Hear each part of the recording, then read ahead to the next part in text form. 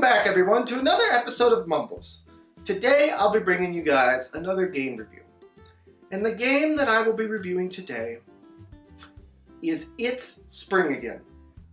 Now, this is an educational game for children, pretty much ages 2 to 5. That's kind of the age range you can expect.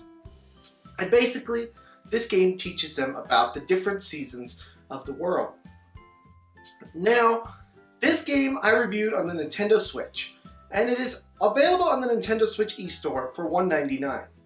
It is also available on Steam, but you're going to have to check out the price on that one because I'm not 100% sure of the price for it on Steam. Now, without further ado, let's talk more about this game. Now, It's Spring Again, as I said, is a game for children, and basically, as I said, again, it teaches them about the seasons. But it does so in a way that is both enjoyable and educational.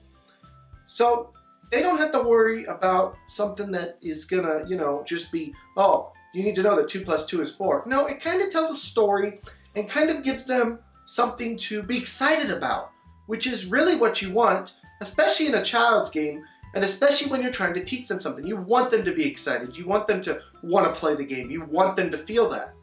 So this game does a great job of doing that. So now let's talk about the actual internals of this game. First off, the graphics. Graphics in this game are very pretty. It really draws your eye to the game, and it was the thing that really made me want to review it was how pretty this game is. This game really will keep your child's interest with the graphics because the graphics are just so pretty and eye-catching, and they're just really well done. I can't stress that enough. Now, soundtrack-wise, this game has nice, calming music. That is exactly what you want in a game for children. You don't want something that's going to make them all hyper. You want something that's going to be nice and calm so that they can take in the information that they need to take in and enjoy the whole experience. Now, control-wise, for the Nintendo Switch, you use the touchscreen. Basically, a good example of this would be in the opening scenes when it asks the player, find the sun, and you have to click each cloud to find the hidden sun underneath. So, touchscreen controls. Now, gameplay-wise, I pretty much told you what the gameplay is, but I will reiterate. Basically, your child is going through a story that the game is telling you about the seasons. So, basically what the game does is it says, oh, it's springtime, things are blooming. And then it asks it doesn't ask the player, but the player is supposed to click on the trees, click on the ground, and make things bloom. So it is really an educational learning game, but it's also a nice relaxing game for your child. Now, normally at this time, I would give you guys my cons for this game. But the only thing that I can say negative about this game is it is rather short. However, on a game like this, I feel like you don't want it to be a 2-3 hour game because you don't want your child to get tired of the experience. Maybe they play the game for, 10 minutes and then they put it away and then they want to play it tomorrow, the next day for 10 minutes. That's okay. But with the 2-hour game, it's like, I can't go over this again and again and again, and it won't be fun again and again and again. So I kind of understand why they made it short. With that being said, this game can be completed by someone in about, I would say 10 minutes. If you're just not screwing around, you know what you're doing, you could beat this game in probably 10 minutes. But it's just not that kind of game. It's about the learning and the whole experience.